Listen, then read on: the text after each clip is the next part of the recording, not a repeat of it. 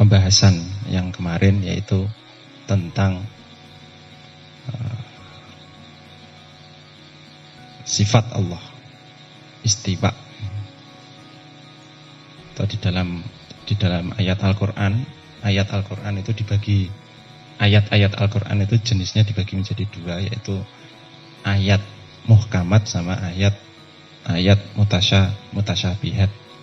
Ayat-ayat muhkamat itu tidak, artinya jelas, jadi tidak membutuhkan takwil, tidak membutuhkan pemahaman yang lain. Pemahaman yang lain ini maksudnya di luar teks. Tetapi kalau ayat mutasyabihat, ayat-ayat mutasyabihat itu terkadang memang secara tekstual itu tidak bisa diartikan secara tekstual. Secara teks itu tidak bisa diartikan secara tekstual, melainkan harus dengan takwil. Kalau tidak berani mentakwil berarti harus tafwid. Tafwid itu artinya dikembalikan kepada makna dari ayat tersebut, atau dikembalikan kepada Allah yang Maha Tahu. Sedangkan takwil itu digunakan oleh ulama kholaf. Takwil itu yang menggunakan adalah ulama kholaf. Ulama kholaf itu ulama yang hidup setelah abad ketiga Hijriyah, atau setelah berakhirnya masa daripada tabi'in. Di zamannya Nabi, sahabat, tabi'in, tabi'in. Jadi yang terakhir itu Imam Ahmad bin Hambal. Imam Ahmad bin Hambal itu insya Allah yang terakhir. Itu dinamakan ulama salaf. Jadi para nabi, sahabat, tabi'in, tabi'in itu merupakan ulama salaf. Jadi yang hidup 3 abad Hijriyah, 3 abad pertama Hijriyah. Setelah itu dinamakan ulama kholaf sampai sekarang.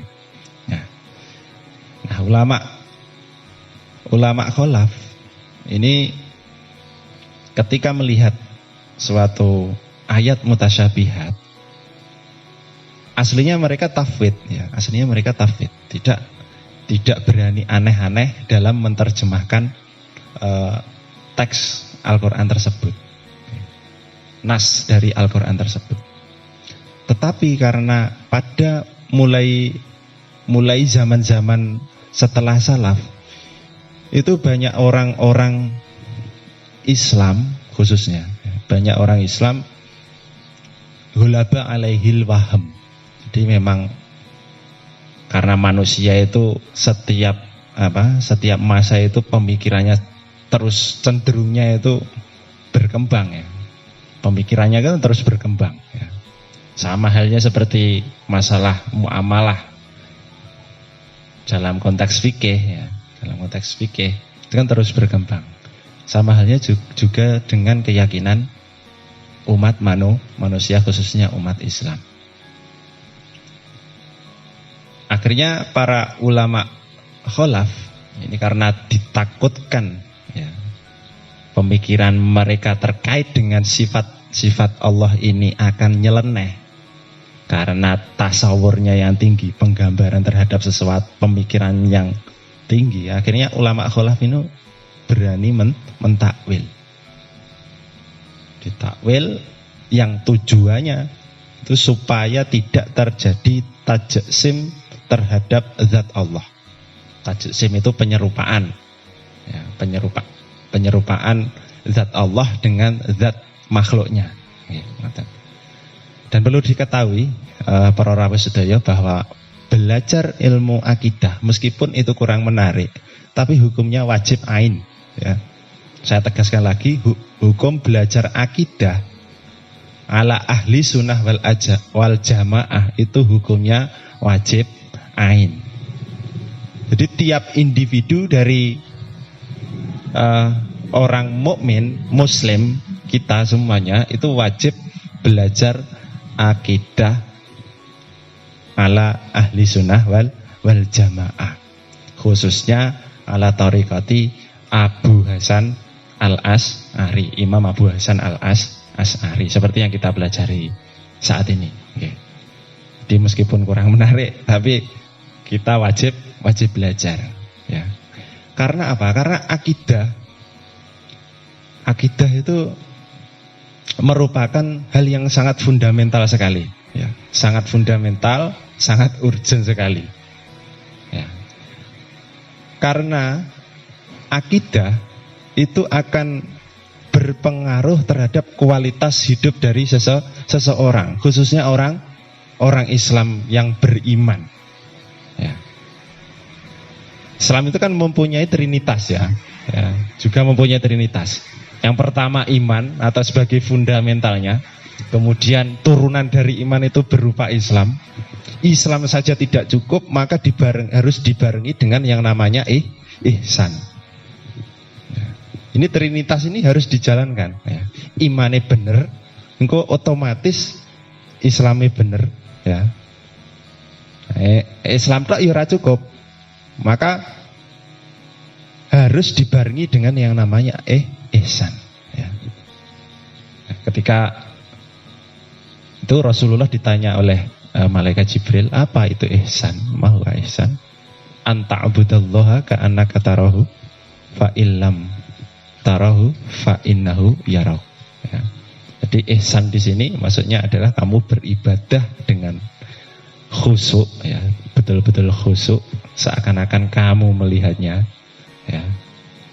Khusyuk itu berarti ketika ibadah harus meninggalkan pikiran-pikiran, perasaan-perasaan yang berkaitan dengan hal-hal duniawi. Ya. Tetapi kalau tidak bisa, sesungguhnya Allah itu sudah melihatmu dalam beribadah. Maksudnya di situ. Ya. Dia pengen kula supe. Biasanya hafal, mikir nopo lali. Ya. Jadi wajib hukumnya. Makanya meskipun tidak begitu menarik, kita itu yang sekarang kan tidak begitu menarik. Pokoknya urusannya mau saiki kan masalah dunia, ya kan ngoten nggih. Sing dipikir itu masalah dunia saja. Akidah kayak apa penting. Padahal akidah itu sangat fundamental sekali, ya. Sangat fundamental sekali. Nek akidah sampai keliru, iya bahaya. Ya. Akidah sampai keliru itu sangat berbahaya sekali, khususnya yang berkaitan dengan qada dan qadar, berkaitan dengan kudrah dan iradah Allah, ya, berkaitan dengan kudrah dan iradah Allah. Soalnya ngono biasanya, terutama ini Mu'tazilah ya, Ahlul Qadar. Penyebutannya Ahlul Qadar atau Mu'tazilah. Jadi Imam Abu Hasan Al-Asy'ari, ya, pencetus dari akidah ini, ya, itu beliau itu hidup pada akhir-akhir dari kekuasaan dari dinasti Abbasiyah, ya, sekitar abad ke-9 sampai abad ke-10. Ya. Jadi pada waktu itu memang pemikiran sampai disebut tauhid itu disebut ilmu kalam itu karena banyak diperdebatkan pada masa tersebut. Ya gue mau karena masyarakat di zaman tersebut itu ora karu-karuan uripe. Ya. Mereka tuh mengandalkan untuk merubah nasibnya sendiri, itu mengandalkan dirinya sendiri. Seakan-akan Allah itu tidak punya peran terhadap manusia, ya, pada zaman tersebut. Ya. Lah Imam Abu Hasan Al-Asy'ari itu memang dari kecil itu hidup di lingkungannya orang-orang Mu'tazilah, ya, atau orang yang mengandalkan pikirannya sebagai penentu kehidupannya. Sampai umur 40, tak singkat mawon. Sampai umur 40 beliau itu sadar. Kok dalil setelah beliau itu mempelajari dalil-dalil di dua alami tenanan. Akhirnya Imam Abu Hasan Al-Asy'ari ini berpikir, kok tidak cocok kok dalil dengan logikanya kok tidak pas gitu Pak. Ya, tidak pas. Akhirnya beliau bertobat, ya. Bertobat bahwa ternyata manusia itu berusaha, Allah yang menentukan. Intinya seperti itu. Karena di situ riwayat dari cerita-ceritanya itu yang banyak adalah menceritakan tentang tanya jawab berkaitan dengan kodok kodar. Ya, berawal dari situ. Nah, ini kalau dibahas kok kesuwen. Jadi intinya bahwa iman, jadi meskipun pembahasannya kurang menarik, tapi iman, rukun iman ini semuanya harus dipelajari secara detail. Supaya apa? Supaya kualitas ibadah kita itu bagus. Intinya di situ. Okay. Dan yang berkaitan dengan sifat-sifat Allah, itu kita harus memakai kaidah ini, ya.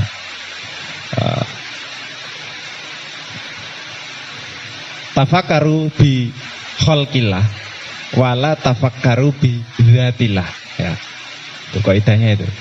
Jadi berfikirlah, berangan-anganlah, bertafakurlah, maksudnya bertafakurlah terhadap seluruh ciptaannya Allah, tetapi jangan berpikir, jangan bertafakur berkaitan dengan zatnya Allah. Ya, intinya di situ. Tetapi kita juga harus wajib mengetahui sifat-sifatnya, ya, karena itu sebuah kewajiban. Bagaimana kalau kita tidak tahu sifat-sifat Allah, bagaimana kita bisa ma'rifatullah? Mustahil sekali kita bisa ma'rifatullah. Padahal tuntutan dari sebuah ibadah itu kan fokus terhadap ma'rifatullah. Itu ya salah satunya harus mengetahui sifat Allah. Khususnya yang ada 20 dan dibarengi nanti mengetahui sifat asma, ya. Nah, itu betul-betul direnungi. Ternyata ciptaan Allah itu sedemikian rupa, ya. Begitu agungnya Allah. Akhirnya timbullah hati yang tentram, hati yang syukur, ya. Selalu husnudon, ya, selalu husnudon, baik terhadap sesama maupun terhadap lingkungan, maupun terhadap makhluk hidup yang lain. Dan tujuannya iman itu kan itu, ya. Tujuannya iman itu mendapat ridho Allah, ya. Mendapat ridho Allah. Dan ini wajib kita belajar. Makanya alhamdulillah ayo dhewe iso belajar akidah. Meskipun akidahnya masih sebatas akidatul awam. Okay. Ini kan sama dengan akidatul awam kan sama, ya. Bismillahirrahmanirrahim.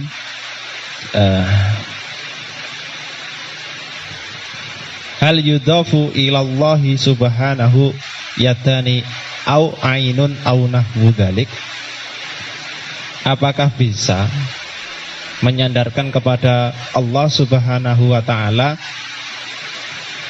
tangan, mata, atau dan yang lain sebagainya? Jawabnya adalah qad warada fil kitabil aziz idzafatul yadi ilallahi subhanahu fi qaulihi jalla sya'nuhu yadullahi fauqa aidihim, ya. Jadi Allah itu berfirman di dalam Al-Quran. Ada ayat mutasyabihat, ya, ada ayat, salah satu ayat mutasyabihat. Ini Allah sendiri, ya, yang berfirman. Yadullahi fauqa aidihim. Saya tidak menceritakan kronologi dari ayat ini karena yang dibahas adalah sifat yad itu tadi, ya. Yadullahi fauqa aidihim. Tangan Allah berada di atas tangan mereka. Ini yang mengatakan Allah, ya, yang mengatakan Allah. Nah ini kalau diartikan secara tekstual, ini kan bahaya sekali, sangat bahaya sekali. Dan ini terkadang memang Allah itu menurunkan sesuatu itu memang tidak dijelaskan secara gamblang langsung. memang untuk menguji kualitas iman seseorang. Seperti ayat mutasyabihat ini tadi. Ya. Nah, yadullahi fauqa aidihim. Sama makna dari istiwa, yad terus ayun nanti ada. Ya. Itu semuanya hampir sama. Ya, hampir sama. Hampir sama lah. Intinya ketika kita membaca nas itu, pikiran kita itu bagaimana, iman kita itu bagaimana? Apakah kita membacanya secara tekstual atau ditakwil atau ditafsir? Ya, itu.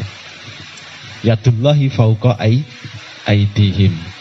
Tangan Allah berada di atas tangan-tangan mereka. Lah ini para ulama kholaf atau ulama mutaakhirin, ya, yang hidup setelah abad ketiga Hijriyah itu mengatakan yang dimaksud iyad di sini adalah kekuasaan Allah, ya, kekuasaan Allah. Ya jali nek diwaca secara tekstual, coba yadullah, tangan Allah. Yad itu kan artinya tangan. Kira-kira di dalam pikiran orang yang banyak wahamnya, ya, banyak kekurangan nih, ya. Itu kira-kira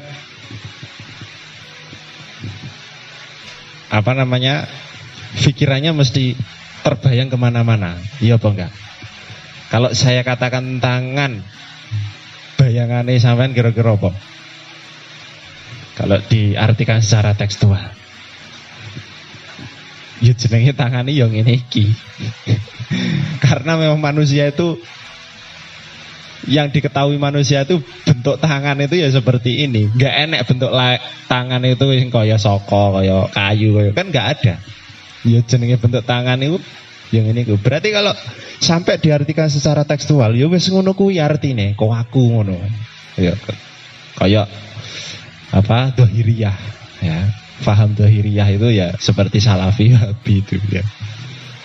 Mesti bayangannya mesti keliru, ya. Bayangannya mesti keliru, ya. Tangan. Nah ini dari zaman dahulu diperdebatkan masalah ini, ya. Akhirnya muncullah takwil ini tadi, ya. Nah Imam Malik itu kan termasuk dari ulama salaf, ya. Gurune Imam Syafi'i itu mengatakan, ketika beliau ditanya oleh seseorang berkaitan dengan istiwa, ya. Dan ini sama dengan ayat-ayat yang lain yang mutasyabihat, ya. Mal muradu bil istiwa. Ketika itu ditanya seperti itu Imam Malik, kemudian dijawab, al istiwa'u ma'lumun wal kaifu majhulun wasu'alu an dzalik bid'atun. Jadi Imam Malik menjawab, apa arti dari istiwa? Istiwa itu diketahui, ya. Maklum, sudah diketahui. Tapi pertanyaan itu tidak boleh dijawab. Ya, pertanyaan itu tidak boleh dijawab. Dan pertanyaan tersebut itu bid'ah. Ya, bid'ah, maksudnya bid'ah itu ya hal yang buruk, ya. Jadi tidak usah ditanyakan. Tapi itu kan masih zaman-zaman di awal, ya. Masih zaman-zaman di awal. Karena pada zaman tersebut orang-orang itu pikirannya sik durung aneh-aneh. Mundak suwi itu wong mikirin mesti aneh, ya. Mesti sing nyeleneh ngono. Ya. Nah, akhirnya oleh para ulama kholaf atau ulama akhir itu ditakwil, intinya seperti itu. Ditakwil itu tujuannya ya satu itu tuh, supaya zat Allah yang agung itu tidak serupa dengan makhluk, atau dinamakan tajsim, supaya tidak terjadi tajsim ataupun tasbih bil makhlukillah, ya. Intinya di situ. Ya.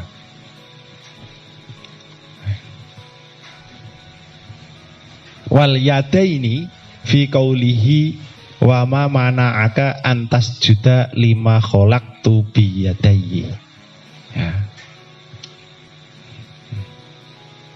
Nah, ini ada lagi di sini disebutkan ada 3 ayat mutasyabihat. Yang kedua yaitu berkaitan dengan mata. Al-yada ini berkaitan dengan 2 tangan ya. Berkaitan dengan tangan.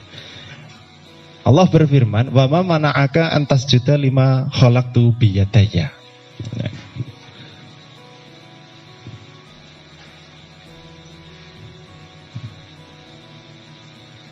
Dan apakah yang mencegahmu untuk bersujud kepada ciptaanku yang aku ciptakan dengan kedua tanganku? Maksudnya di sini ketika itu iblis, ya. Iblis itu kan dulu kan disuruh apa? Disuruh bersujud kepada manusia. Disuruh bersujud kepada manusia. Nah, ini yang digarisbawahi adalah biyadaya. Nah, ini sama saja dengan apa yang mencegahmu bersujud kepada ciptaanku yang aku ciptakan dengan kedua tanganku. Nah, ini maknanya sama dengan tadi ya. Yadaya di sini. Nah, lihat. Di ayat yang pertama itu memakai kata aidihim, berarti tangan-tangan. Okay. Di ayat yang kedua itu memakai yadaya. Ya. Kalau yadaya itu yadani, berarti dua tangan. Nah ini kalau nggak ditakwil, ini bahaya sekali. Ya, kalau nggak ditakwil bahaya sekali. Loh, yang ayat pertama tadi menyebutkan apa? Banyak tangan. Tapi di ayat yang selainnya itu kok cuma 2 tangan. Nah ini kalau diartikan secara tekstual ini kan bahaya sekali. Makanya dulu ulama kholaf itu karena kehati-hatian mereka terhadap nas Al-Quran itu mereka itu ditafsir. Saya tidak tahu maknanya. Ya, yang tahu hanya Allah.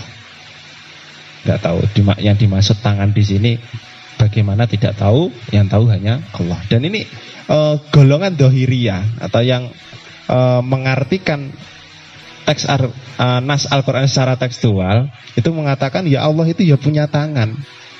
Tangannya ayat satunya ada 2, ayat satunya ada banyak. Ya wis ngono kuwi. Nah, ini kan bahaya sekali ya toh. Sangat bahaya sekali. Wal ayun, kemudian wal ayun dan mata. Jadi yadai di sini juga sama kekuasaan Allah, ya. Artinya kekuasaan Allah. Wal ayun dan mata. Fi qaulihi subhanahu wa ta'ala wasbir li hukmi rabbika fa innaka bi ayunina, dan bersabarlah menunggu ketetapan dari Allah, ketetapan Tuhanmu, maka sesungguhnya kamu berada dalam mata kami.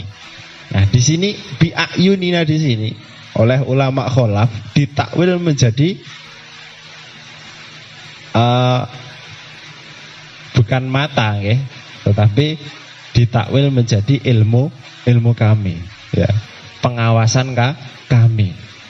Karena kalau Allah mengatakan ayun itu hubungannya dengan ilmunya. Hubungannya dengan ilmunya. Dan masih ada beberapa ayat-ayat yang tidak disebutkan di sini, ayat mutasyabihat. Dan intinya sama. Kalau ayat-ayat tersebut diartikan secara tekstual, itu akan berbahaya, ya. Akan menyebabkan tajsim dan tasbih bil makhluki killah, akan menyerupakan Allah terhadap makhluk Allah. Ya. Maka ini harus diketahui, meskipun menurut sampean iki kurang penting, tapi sampean wajib tahu, ya, wajib tahu. Karena bahaya sekali, karena di sana nanti di luar sana ada orang yang belajar keliru, kalau kita tidak tahu tidak bisa counter, ya. Ya.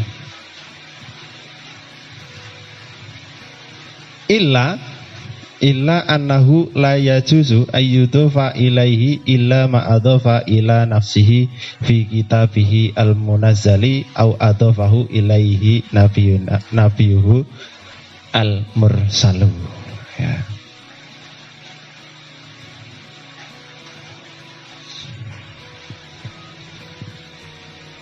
Jadi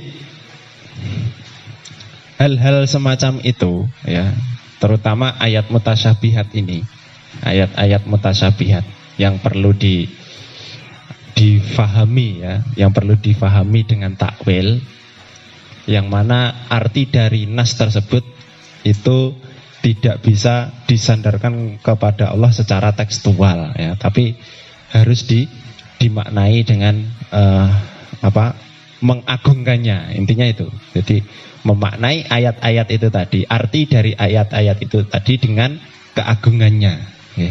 Tidak boleh diartikan secara tekstual, karena kalau diartikan secara tekstual itu nanti bisa menyebabkan tajassim atau tasbih, dan itu mengakibatkan kepada kekufuran. Jadi salah memahami teks di dalam Al-Quran itu bisa menyebabkan kufur atau kafir kita. Betul itu. Ya, makanya harus diketahui, ya, harus diketahui. Hal-hal semacam ini meskipun kita orang awam tapi wajib tahu. Lek fikih, ilmu fikih itu fardu kifayah, ya. Jadi misal sak desa ngono sing ngerti wong siji cukup. Ya. Sak desa kuwi kudu enek minimal wong siji. Tapi lenek akidatul awam, akidahnya orang awam ya, berkaitan dengan akidah itu setiap dari individu itu harus tahu ya. Rasa sing abet-abet ya seperti ini ya, belajar kitab ini aja, ini insya Allah kitabnya ringan sekali ya, kitabnya ringan ya.